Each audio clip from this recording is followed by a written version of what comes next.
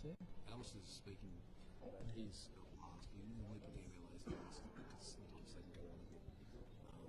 And I know that you guys, Yep, 1, 2, 1, 2.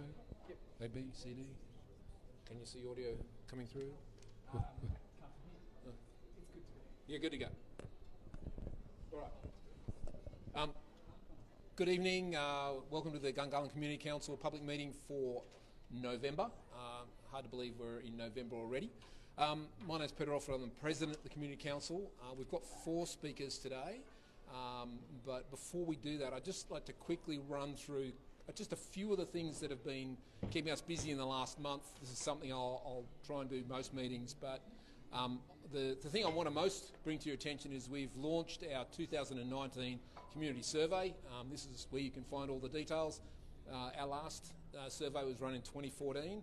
We had over 1,300 respondents. I would expect to have a couple of thousand this time around. And I can't tell you how important it is that everyone respond. This provides a really strong set of data to help us make arguments about where we need to spend our time in lobbying the ACT government and our elected officials. So, do the survey, share the survey with everyone in Gungahlin, and try and drive maximum participation. We also made a submission to the ACT budget process for 2020-21. Key focus areas were around promoting the establishment of more employment in Gungahlin. We're clearly underweight in terms of places to work in Gungahlin, and I'm pretty encouraged by what's going on next door, where they're doing consultation on a new building on the same block as the proposed cinema, and they look to have some commercial office space being built there, so that's a really positive sign. And there were a few other less important issues that some of the media have picked up on, and you may have seen me speaking about those.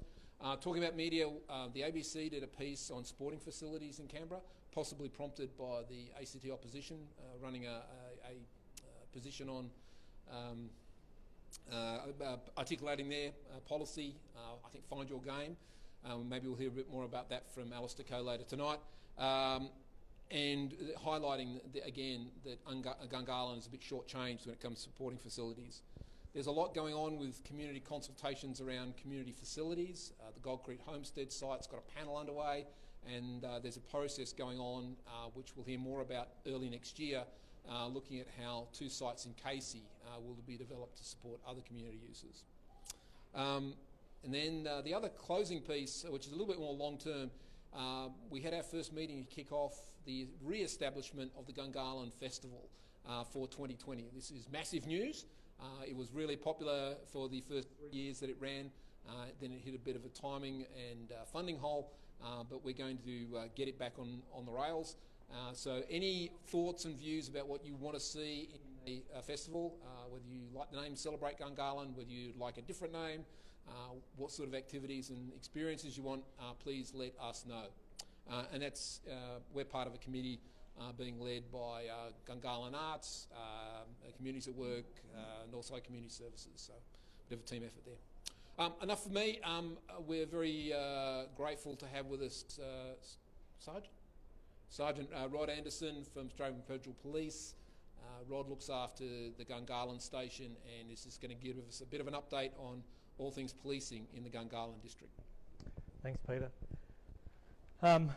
As I had done in the last few meetings that I've attended, I'll just run through quickly some common crime stats that have occurred over the last couple of months, some of the issues that we've seen with those from our perspective. So I've looked at the months of September and October and looked at burglaries, stolen motor vehicles, assaults and thefts. In relation to burglaries, there's been a bit of an increase but from September and October. There were 23 in September, 32 in October, and when I went through those, what I found a lot of was partially constructed buildings where copper had been taken